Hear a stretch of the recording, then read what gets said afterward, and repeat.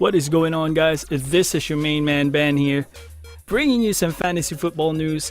Happy Junior Friday. It's Thursday. Once again, we are in week 6 of our Fantasy Football League 2018. Would you believe that? We're already half the season. Well, when I mean half the season is like week 6, so you got week 12 for the playoffs. So if you made it, congratulations. But officially, we are half the season. And yes, Thursday night football, it's going to be the defending champions, Philadelphia Eagles versus the New York Giants. This is going to be I would say, interesting night for me because I got two players, important pieces in my team that will play against each other. So I got Saquon Barkley in New York Giants, which is, I think, is phenomenal. I think this is the only guy that's very consistent in the New York Giants offensive core that's giving points week per week. A very good pickup for the Giants versus the Philadelphia Eagles. So I have the defending champion defense. I know it's not a whole lot, but for some people it's like, nah, it's just a defense. But for me, every single thing or every single position in my team does matter, especially if you're a bottom feeder like my team. But once again, guys, we're going to break it down real quick. We are heading towards our Thursday night football. So here we go. It's going to be the Philadelphia Eagles visiting the New York Giants, guys. So this is going to be quite interesting because you know why? NFC East, out of the 5 teams in NFC East, this is the worst division right now in the NFL. Week 6, take note, in week 6, NFC East is the worst. Philadelphia Eagles is 2-3. Carson Wentz, this is his second game coming back from that injury. They haven't been really doing well, especially with the injuries that they got. Mentioning Jay Ajayi of the Philadelphia Eagles, the main running back that they acquired in Miami Dolphins, tore his ACL, so he is officially out. So it's going to be Clemens, Smallwood, and I forgot the rookie name on that the running back rookie that they have in Philadelphia Eagles. So I'm looking at this as like a running back core. There's not gonna be a main running back, so they're gonna go this switching. So that would be it. So whoever pick up those running backs, then they're going to be a like company thing. So good luck about that. Now the Philadelphia Eagle defense is pretty stacked. They're pretty good, but then again, they're going to be tired real quick, especially if the offense is not producing, which has been the case. And then past couple of games, Philadelphia Eagles, they kind of banged up. So I would say this is going to be a good matchup though. And right now in the East Coast, it's kind of raining. It's been swampy for this couple of days now. So it's going to be a wet environment that they're going to play tonight in the New York Giants. Now the New York Giants in the other side, they're like 1-4. So if you talk about worse, I think this is the worst in this division. The only consistent thing that I can see is that Saquon Barkley, when they have the ball, Saquon Barkley does produce, man. He catch. He's a small one, but he cuts. He runs the ball really consistent, and I think this is a very good pickup for the New York Giants. But then again, how can he sustain this type of game when you're only 6 weeks? Because I know for a fact that last Sunday when he made a second touchdown, he was limping. I was a little bit concerned about it because this is my main bell cow in my team. And yes, he was limping. He was awkwardly getting off the field. I hope he's okay.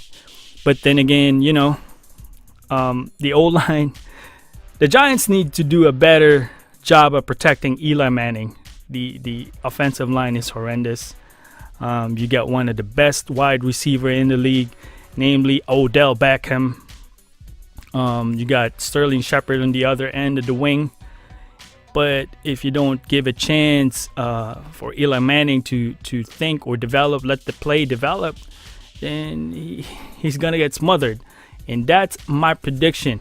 Coming towards this game, I predict that the Philadelphia Eagles will bag this win. I would say that this would be a close one. 24 points for the Philadelphia Eagles, and I would put 17 for the New York Giants. Philadelphia Eagles will win this game tonight, guys. That's my pick. Moving along.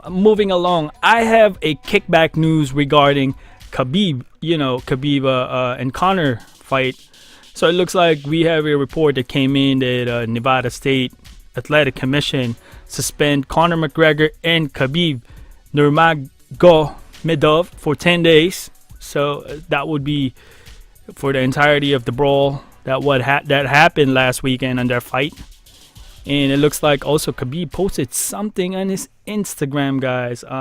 If you checked out Khabib's Instagram, it's a pretty interesting one because it looks like he posted 6 hours ago that he mentioned something here. It says, I don't know if you noticed yet, but Khabib mentioned, Khabib, I would like to address at UFC, why didn't you fire anyone? Their team attacked the bus and injured a couple of people. They could have killed someone there. Why no one's say anything about insulting my homeland, religion, nation, family? Why do you have to punish my team when both teams fought? If you say that I started it, then I do not agree. I finished what he started. I kind of somewhat agree on this one. It's because the leniency of the punishment that Conor, although he went and appeared to the court and paid his dues, it's kind of a little bit light, if you ask me. That's just my opinion. Let's just finish this. In any case, punish me at Zubaru Takhov has nothing to do with that. I think this is his teammate is referring here. I think he has a some kind of maybe fight. If you think that he'll keep silent, then you are mistaken. You canceled Subara's fight and you want to dismiss him just because he hit Conor. So it looks like one of the guys that jumped into the ring is Zubara. And I think he has a fight, and it looks like his fight is going to be canceled. But continuing what Khabib said here, but don't forget that it was Conor who had hit my another brothers first. Just check the video. If you decide to fire him, you should know that you lose me too. We never give up on our brothers in Russia, and I will go to the end for my brother. If you still decide to fire him, don't forget to send me my broken contract. Otherwise, I'll break it myself. So this is some serious stuff right here, guys. Khabib is not playing around. He's not messing with it, and he's not gonna give it.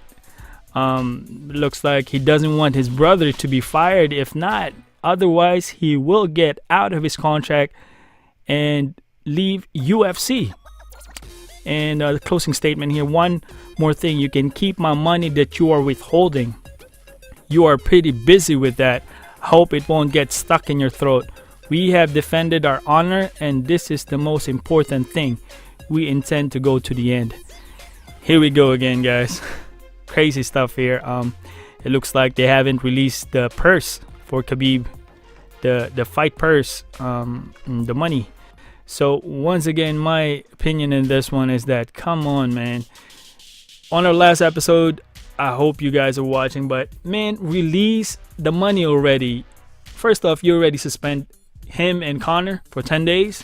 For Nevada State Commission, you should release that purse already. I mean, if they're entitled to have a penalty, then so be it. But why is still withholding it? I don't know about that. Are you trying to be a hostage in that money? He earned that, and I think there's a law for that. I hope there is one. Pay the man, give him his money first. And about that thing, I think it's a little bit too drastic, Khabib.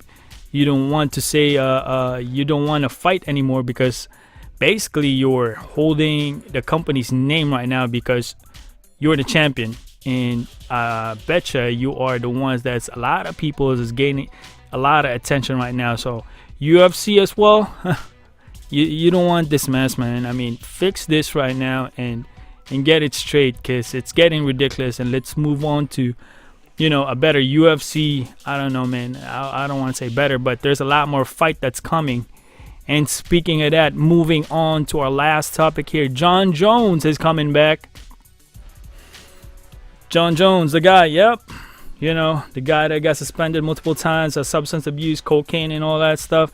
He is coming back in MMA, and he will fight for the UFC light heavyweight title against Alexander Gustafsson.